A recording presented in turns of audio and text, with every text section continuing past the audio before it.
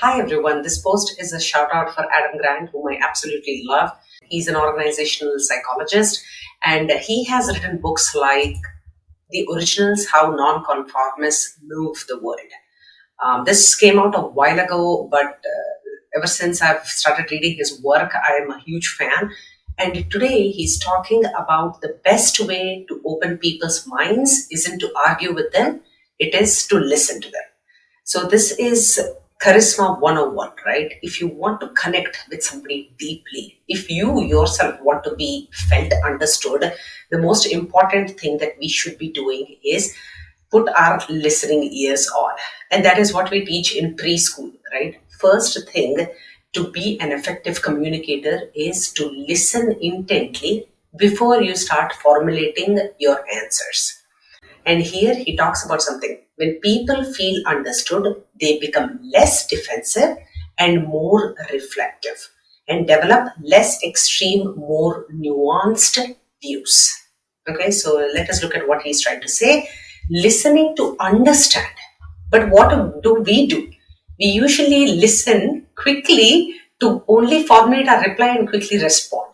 But what he's urging us to do is, in order to have deep, meaningful conversations, so that you can have some concrete views, so that you can establish some concrete views about any topic, you need to listen to understand. He's citing a paper here. Disagreements can polarize attitudes when they evoke defensiveness. So, right off the bat, if you're starting to question the other person's intent, you're not even giving him or her a chance to complete their train of thought, right? And in the process, you are actually making them more defensive because they want to somehow put that point across, and you're not allowing them to do that. So that is what he's saying. Listen to understand first. And how does he do that? He shows a very nice diagram here by Liz Foslian. And what she says is, what is helpful, what is not helpful. If you are saying things like, what's wrong with you? Why do you think that? Hey, you're becoming too hysterical. Just stop being emotional. Just get to the facts or something. You're just putting judgment one on top of the other, and that is going to instigate the other person to get even more defensive and more emotional about the topic that they want to so deeply discuss, right? But what are the helpful things?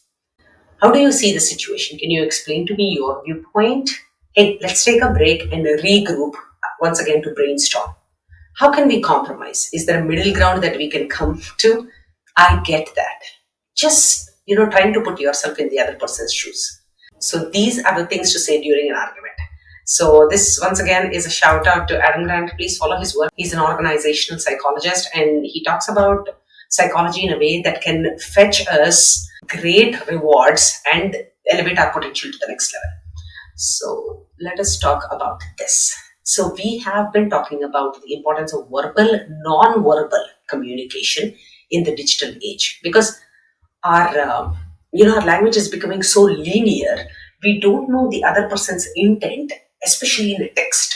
Are they smiling? Unless there is an emoji, even words like RIP with a sad emoji, right? Rest in peace, sad emoji. Without the sad emoji, you're even questioning the word, three letters RIP, rest in peace.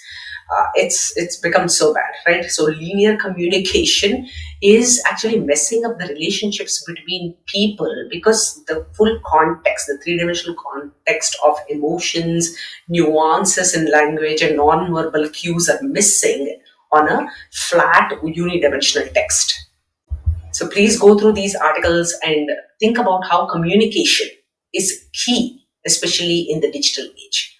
Okay, and I talk about how to communicate with children, how to ask open questions, how to negotiate, how to collaborate, how touch is so important for our immunity. Okay, again, schools are seeing a surge in violence. What can be done? Are we communicating with our children, setting expectations about their potential? Are we showcasing to our kids that they mean so much to us? All the elements that are critical for communication and thriving. Let me show you a couple of more things. The top 5 personality traits that make up our learned charisma. Again, based on what Adam was just saying, here if you see A for agreeableness. The 4th trait for charisma okay, which corresponds to our ability to work with others. Working with others, maintaining the relationship is so hard, right? All you can just say is like, hey, get out of my life, and you can break that relationship forever. But imagine maintaining a relationship, and that too for years and decades, just like how our parents did with their friends. So, communication can be the core to create trust and faith in the other person about us and our intentions, and how to use your vocabulary to make a positive change in the world. What are the benefits of having difficult conversations? Usually, why do relationships break down? It is because there is a communication gap. We are not able to have difficult conversations, and because of which we just stall things until it's too late and relationships get broken. So, thank you so much. Bye.